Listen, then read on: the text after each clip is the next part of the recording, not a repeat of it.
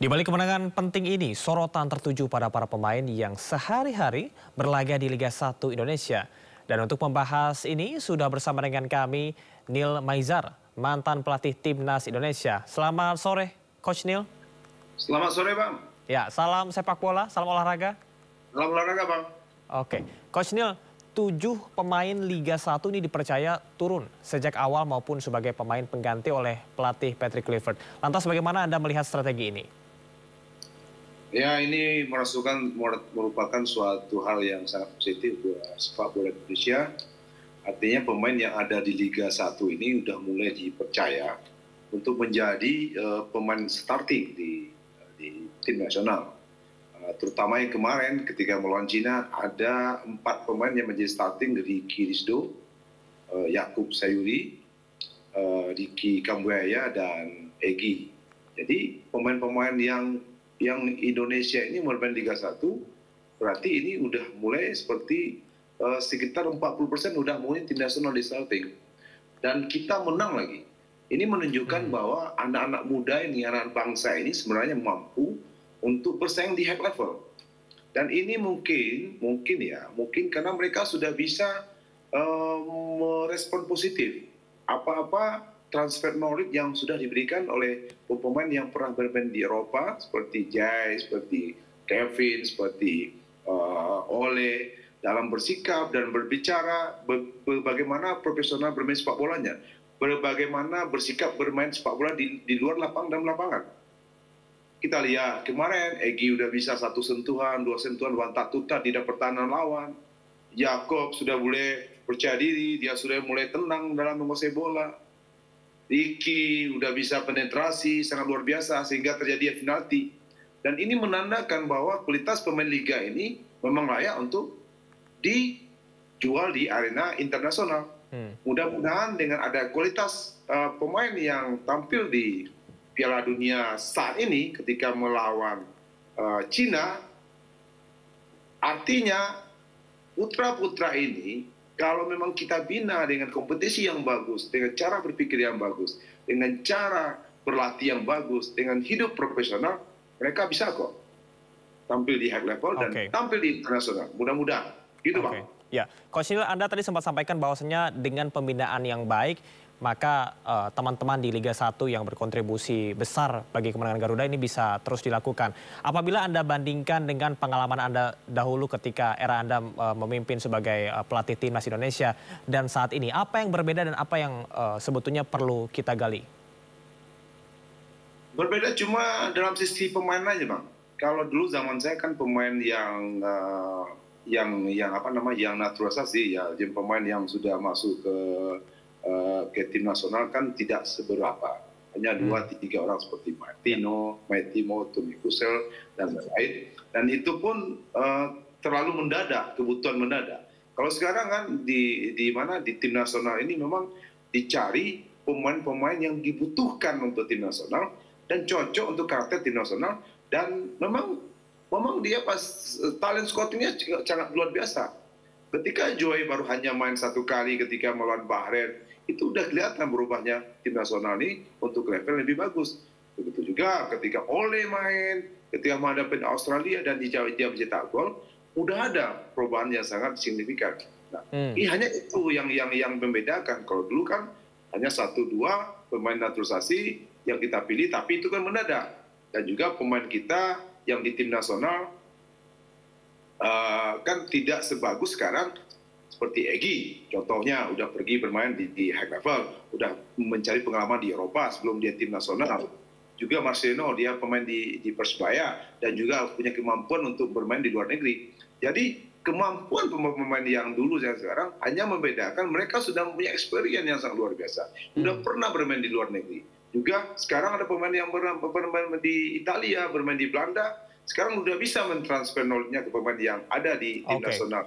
Sehingga mereka bisa mencontoh, mengcopy paste yang baik-baik ya, baik cara berpikir, cara berlatih, sehingga di lapangan mereka tidak begitu susah untuk beradaptasi dan berkolaborasi untuk tim nasional menjadi lebih baik.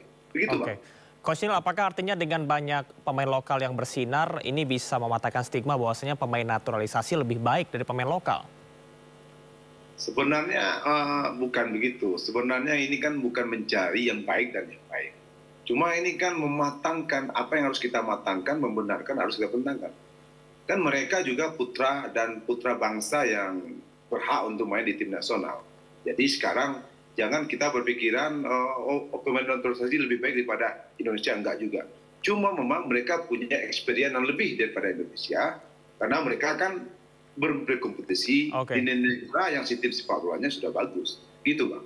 Oke, Coach Neil, kalau kita boleh sebut satu nama yang paling bersinar untuk pemain lokal saat tandang kemarin melawan Cina, siapa menurut Anda yang layak untuk diberikan penghargaan yang paling baik? Ya sebenarnya Egy bagus lah, karena dia penetrasinya bagus 1-2, dia bisa menghancurkan pertahanan lawan. Juga Ricky juga bagus, tapi mungkin yang kita acungkan poin mungkin untuk Ricky ya, karena Ricky sebelumnya dengan pelatih Sintayong tidak pernah masuk di starting 11. Kalau Egy kan sudah pernah, jadi mungkin kita apresiasi lah dengan Ricky di tim nasional ini, sehingga dia bisa memberikan kontribusi yang bagus untuk tim nasional, dan dia bisa memberikan penalti buat kita.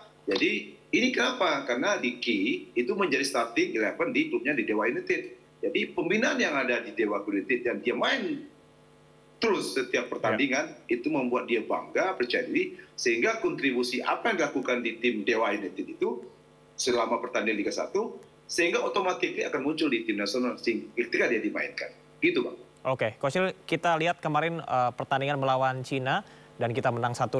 Presiden Prabowo juga sempat memberikan apresiasi yang luar biasa. Dan kita sebelum melanjutkan perbincangan, kita akan simak informasi mengenai Ketua Umum PSSI Erick Thohir mengungkapkan pesan penting yang disampaikan oleh Presiden Prabowo Subianto kepada Timnas Indonesia terkait dengan persiapan menuju putaran keempat kualifikasi Piala Dunia 2026. Pelatih, pemain sangat merasakan apresiasi yang luar biasa dari Bapak Presiden karena ini kan bukan di sana mereka, di rumah pribadi. Jadi mereka merasa kekeluargaan. Bapak Presiden juga men-treat mereka sebagai keluarga karena kita tahu mereka juga banyak berkorban kan untuk merah putih kita. Dan Bapak Presiden apresiasi itu dan Bapak Presiden menitipkan walaupun kita sudah lolos ya ke playoff, nah kita fokus lawan Jepang juga tetap mesti benar-benar bermain maksimal ya. Jadi jangan karena sudah lewat terus kita bersantai-santai, tidak. Itu bukan ciri khas yang dididik oleh Bapak Presiden untuk bangsa kita. Kita harus berjuang terus gitu. Makan siang apa aja, Pak? Makan siang, terus tadi Marcelino nyanyi ya yang biasa yang kayak ya yang kayak waktu di Bali. Ya meskipun mendapat penanganan tapi kita tidak boleh santai-santai. Kita akan kembali ke Coach Neil. Coach Neil melihat tadi statement yang disampaikan oleh Erick Thohir bahwa kita harus perlu tetap mematangkan semangat kita. Seperti apa?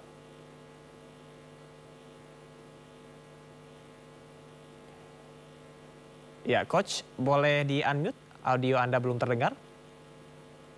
Pertandingan melawan Jepang juga pertandingan yang sangat penting buat Indonesia. Karena di sana Patrick sebagai head coach bisa memaksimalkan komposisi pemain starting 11 yang terbaik untuk menunjukkan bahwa dia bisa mengalahkan Jepang dengan komposisi yang terbaik di starting 11 yang terbaik.